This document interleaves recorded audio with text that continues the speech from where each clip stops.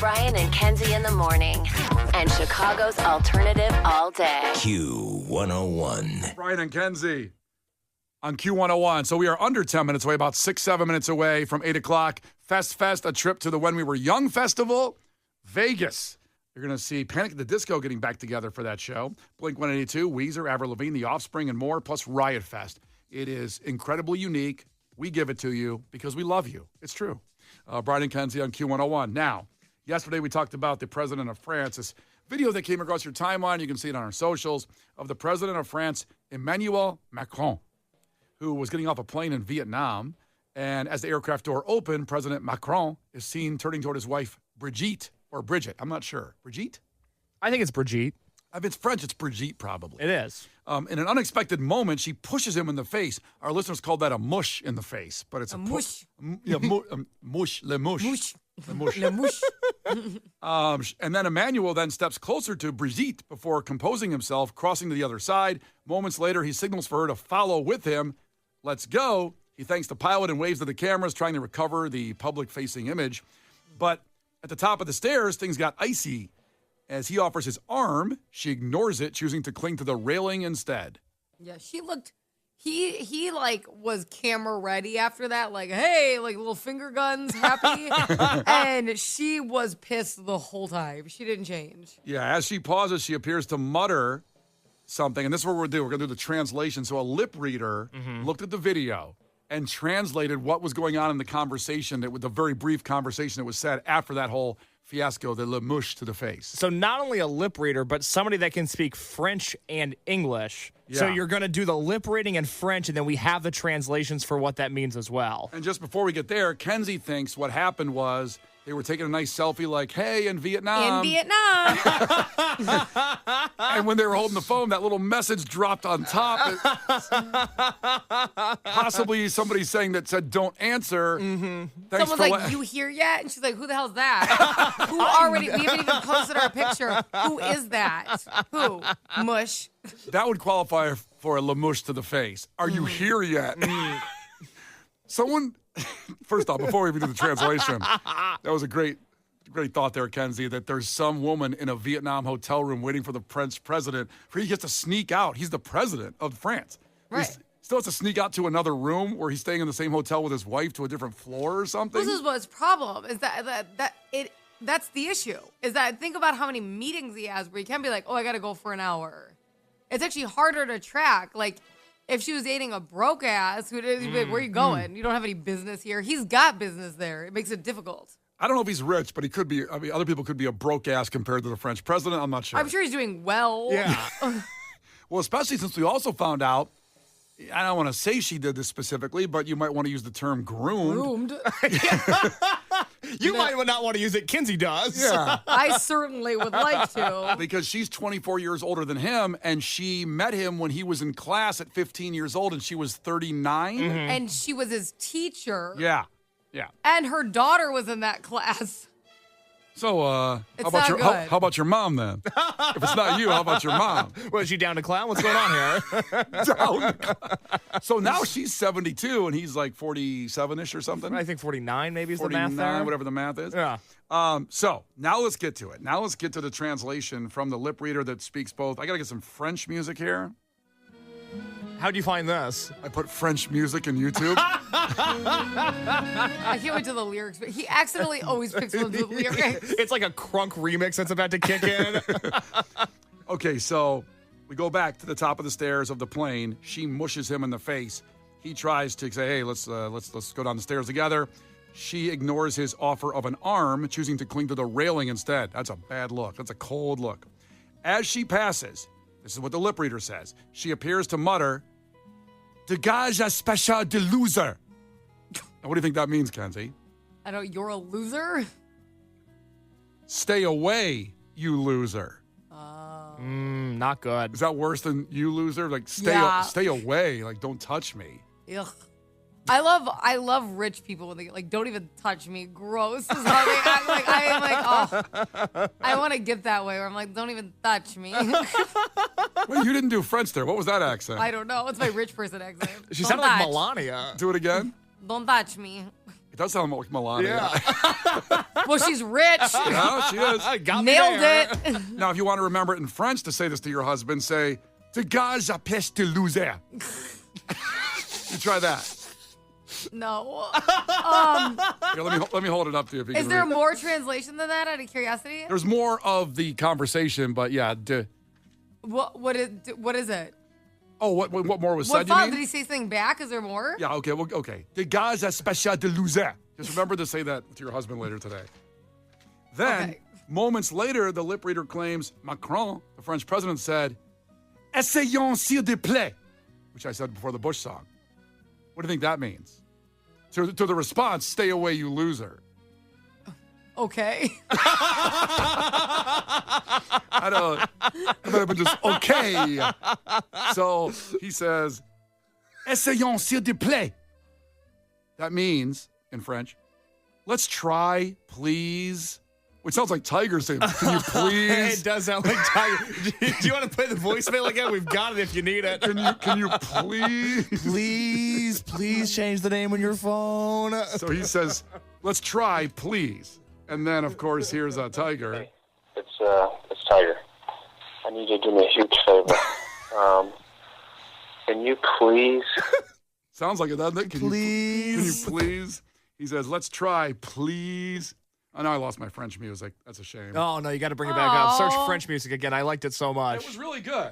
I got YouTube Premium. I pay for that. None of these ads. Yeah, I'll make the French president rich ass with YouTube Premium.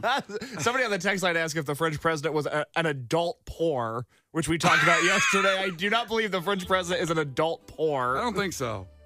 I don't think he's an So adult. he said what again? So he said, "Essayons s'il te plaît," which translates, "Let's try, please," in that Tiger tone, please. Now, you said something that would have been translated easy in English. That's how she responded. No. No. I said that. It's no. No. No. No. So then his closing expression, again, this is the translation from the whole lip reader, a very qualified lip reader reading the French president getting mushed in the face, le mouche. His closing expression and the phrase lip read as "je vois." What do you think that means when she says no, when she won't try? I said Javoy. He said what? You think it's He said Javoy? yeah, je vois. You think that means say what? Bitch. Say what? Say what?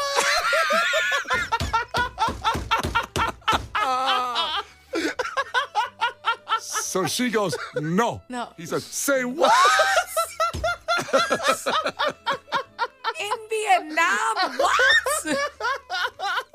That's not what it means. That's incorrect. Je vois.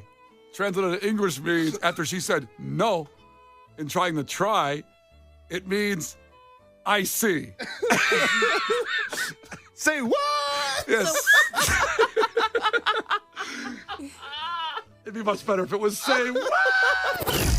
Brian and Kenzie in the morning.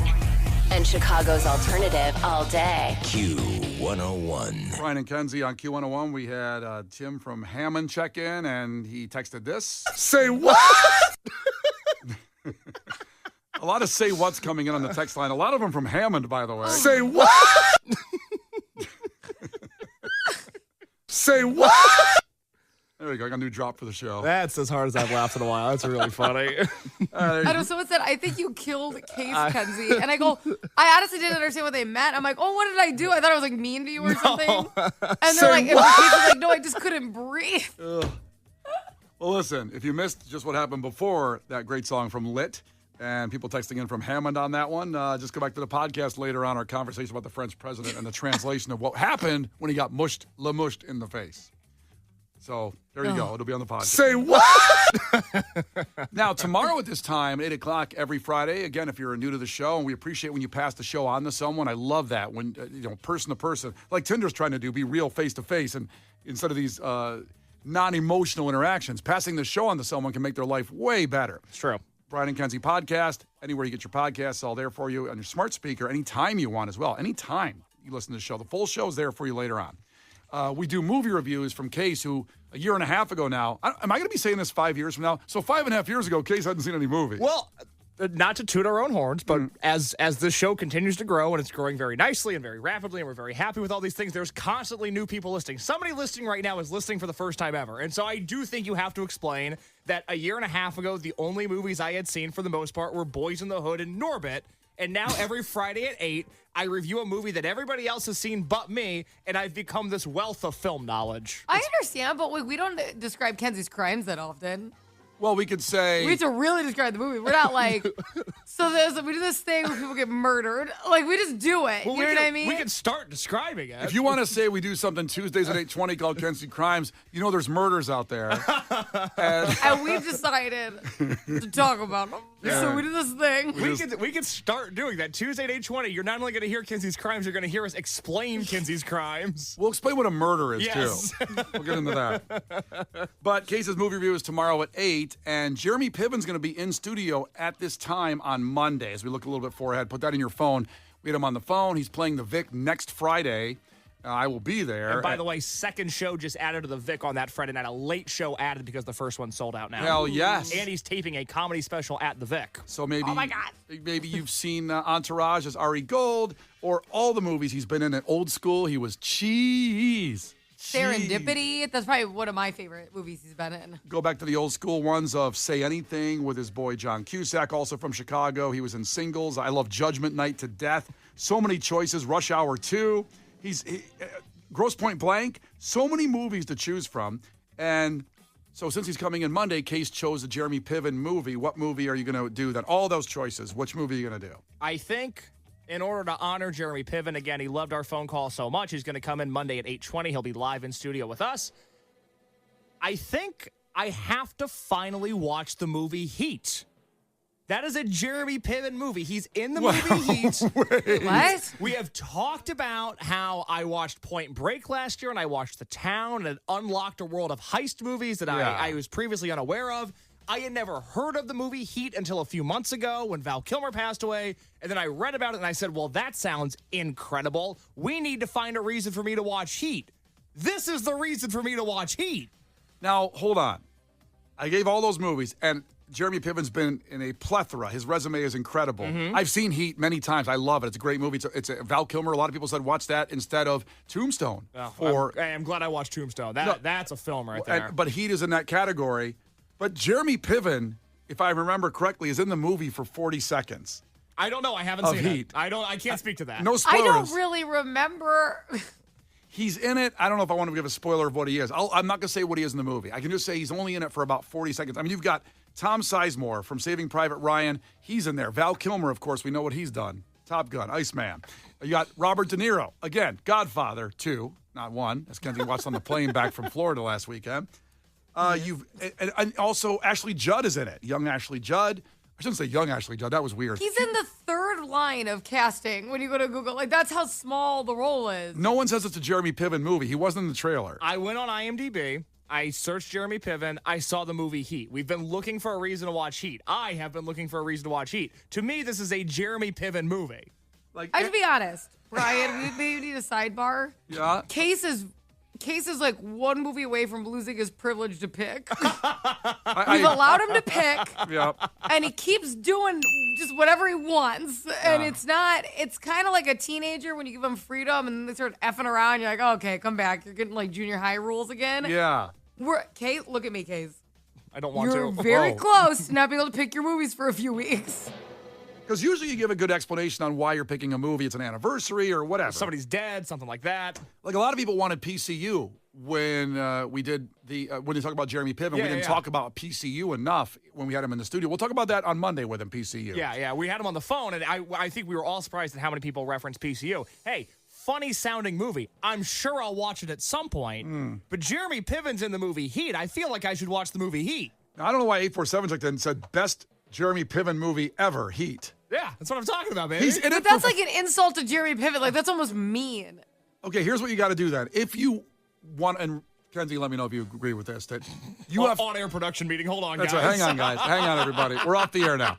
So you have to then talk about Heat being your favorite Jeremy Piven movie to Jeremy Piven to his face. That's fine.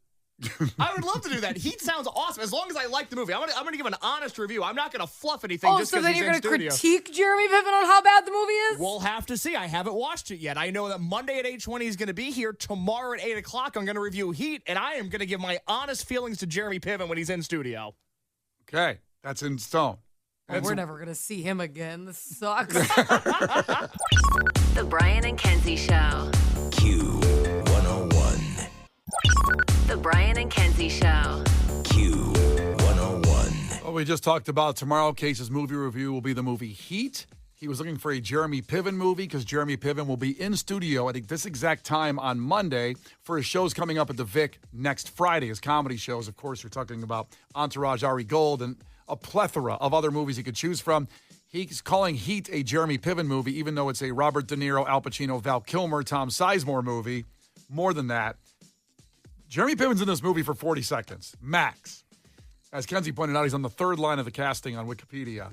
But Case is using this as an excuse, we see, to finish his trilogy of bank-robbing movies. Point Break, The Town, and then Heat. That's three of the best bank-robbing movies. I can't believe you won't like this movie. Everybody's very upset about you calling Heat a Jeremy Piven movie. Not everybody. Some people are very supportive, and I appreciate the vocal minority that is very supportive of this decision. I don't know. I haven't seen the movie, so I can't say whether or not it's a Jeremy Piven movie. I'm going to watch it today, and then I'm going to go to Bad Flower, and I'm going to come back here tomorrow, 8 o'clock. I'm going to review it. And I can't wait. I can't wait to watch it because I know Alec Baldwin? I know that Jeremy Piven's in the movie. That's what I know. So I'm gonna fly there. I'm gonna turn around. What are you doing? nothing but a rude little pig.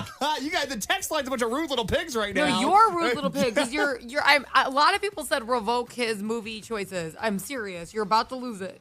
Well, You're on the verge. our friend George from George's Deep Dish, who brought delicious deep dish wait, pizza I still think about that pizza. I got to go back. George, I owe you a visit. up in Andersonville. You can check him out, George's Deep Dish. He says calling Heat a Jeremy Piven movie is like saying Michael Jordan is a Washington Wizard. Both are true, but both false at the same time. Excellent analysis. Okay, for reference, I'm 26. I wasn't alive when Michael Jordan played for the Bulls, but I do remember him as a wizard. Good Lord. I'm just saying. Go You're home. a wizard, Harry. Unrelated. I'm just saying Heat might be a Jeremy Piven movie. I don't know. I haven't seen it. That's tomorrow, 8 o'clock, the review of Heat, the Jeremy Piven movie Heat, and then Jeremy Piven in studio at this exact time on Monday for those shows coming up at the Vic. It's Brian and Kenzie on Q101. Brian and Kenzie in the morning. And Chicago's alternative all day. Q101. Brian and Kenzie on Q101. And since we were plugging our great features on this show, like tomorrow's movie review with the Jeremy Piven movie Heat from Case at 8 o'clock on Friday, and then Kenzie's Crimes, 8:20 on Tuesday. We're going to tell you what murder's all about on Tuesday at 8:20. Wednesdays at 8:20, we do Head to Headlines. And that's where we go to the funniest headlines of the week. But it's Thursday. We just did it. I don't think I can wait on this one. It's not necessarily, it's kind of funny. It led us in a wormhole of Beanie Babies. Here's the headline that came out yesterday as violent break-in at Beanie Babies mogul Ty Warner's California home left woman in a coma. Well, that's very sad. That's not funny. No, I mean, let's just get those details out. There was a violent break-in that occurred at his house. This guy, Ty Warner, left a woman in a coma who was not, doesn't seem to be related to him. His wife, he's 81 years old. And the Nevada man faces multiple charges, including attempted murder. He was doing a home invasion, trying to rob the place. She was there, and unfortunately, he beat her. He's in custody, which is great. She's in a coma. Hopefully, we're sending thoughts and prayers to recover from this situation. He was jumped to the ground, by the way. He went to the top floor, and he jumped out the second-story window and landed on the ground and was apprehended by the sheriff's K-9 unit. So imagine jumping out a window to try to escape, and then a bunch of dogs jump on you. It's like a Wile E. Coyote. In a way, the cartoon, the anvil hit him on the head after that, I guess, and they took him into custody. But good, he got caught. But I hadn't heard the word Beanie Babies in a long time, and it said Beanie Babies mogul. That stuck into my head. Yeah. The Beanie Babies. And it turns out the guy's name is Ty Warner. I looked him up first. Boy, the damn internet. He's worth $6 billion. The Beanie Babies guy? The Beanie Babies guy has a net worth of $6 billion. And he owns the Four Seasons Hotel Network. Four Seasons, pretty nice hotels. Those are nice. He bought that with the profits from the 90s Beanie Babies. Oh. Lucky son of a bitch. Right? Right? He was, The yeah. thing that gets me is stuffed animals already existed. Mm. So it wasn't like, well, he was the first one to come up with these little fuzzy companions. That's what really gets me. Yeah. This is why it's okay to come up with ideas inspired by other people's ideas. It's okay to rip off. A lot of rich people, F it. they borrow the ideas. What? So you're going to make a stuffed animal this afternoon? I don't know. Stuff with something. What can I do besides beans and stuffing? Kenzie, that's a brilliant point that I've never thought about. It's not like Beanie Babies were first to market. No. We had it covered. Yeah, there were stuffed animals, teddy bears, like Well, they were they perfectly had their placed. thumbs up on the side of the street trying to get work. It was unbelievable. Yeah, I have a Bowles Beanie Baby from back in the 90s, Beanie Babies phase. It's in one of those totes of my Playboy somewhere. Are you going to That's get rich nice. on that? I don't know. Would anybody pay for a Beanie Baby, a Bowles Beanie Baby? Open up the phone lines. They've, Let's see. It's kind of like those is it Funko Pops? Yeah. Yep. Those are kind of like the new thing that people collect. They spend too much money on that'll eventually not be worth a lot.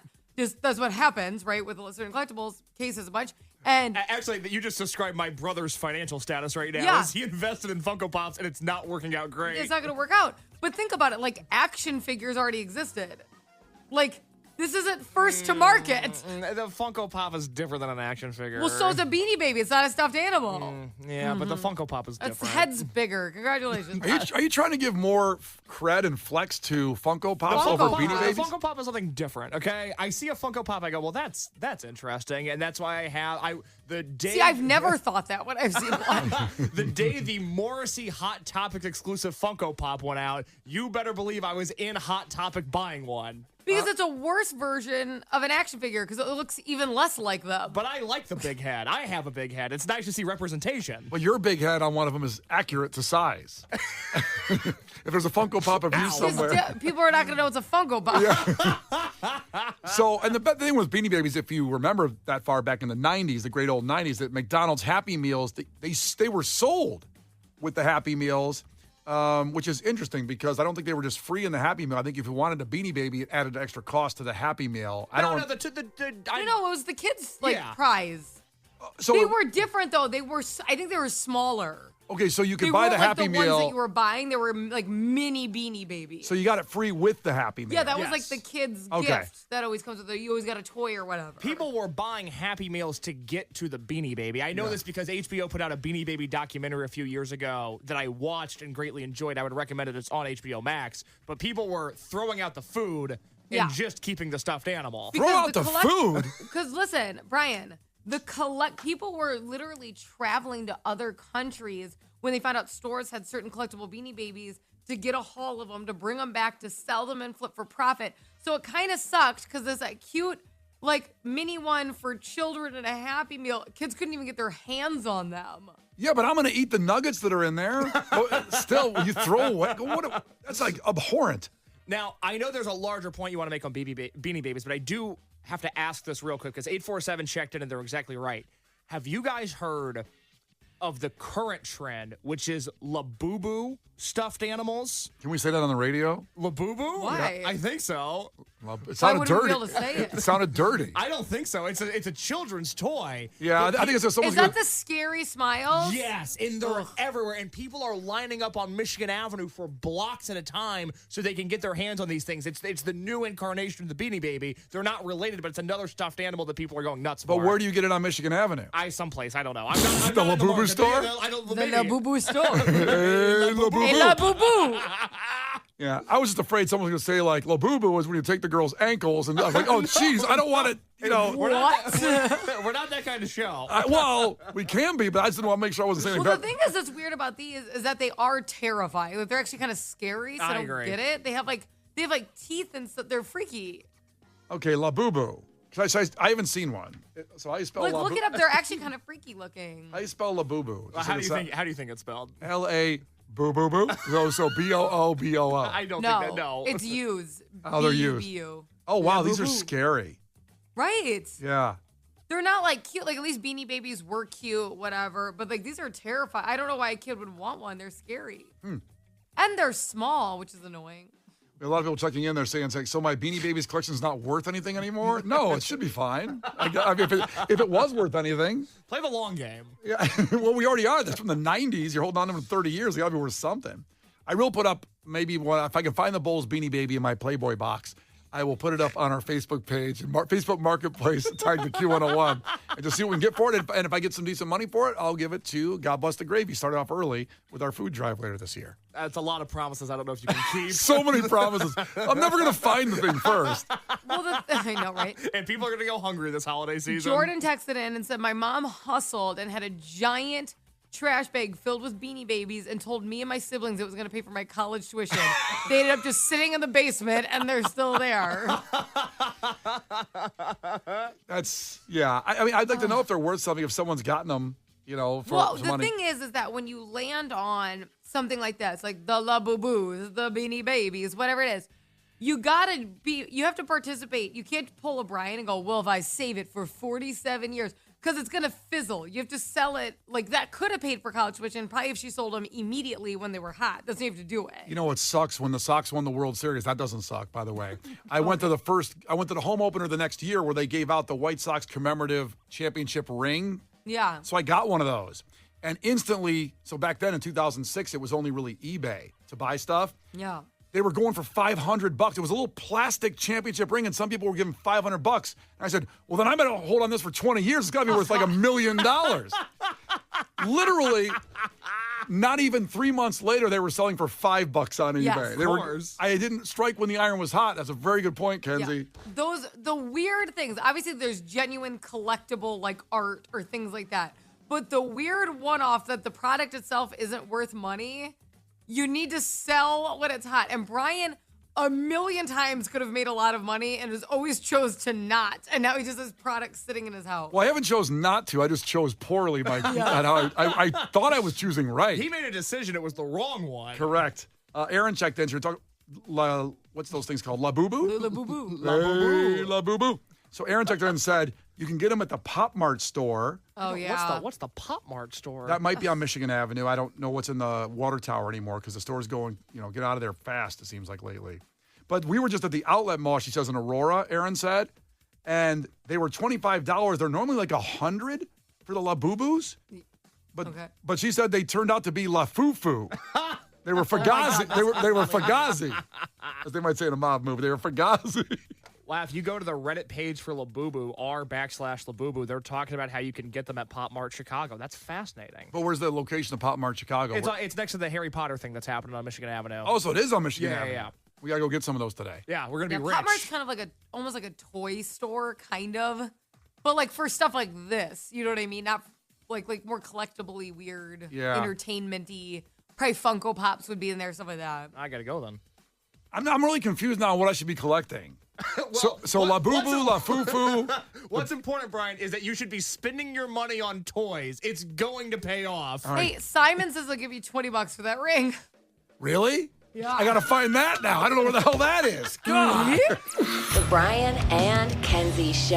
On Q101.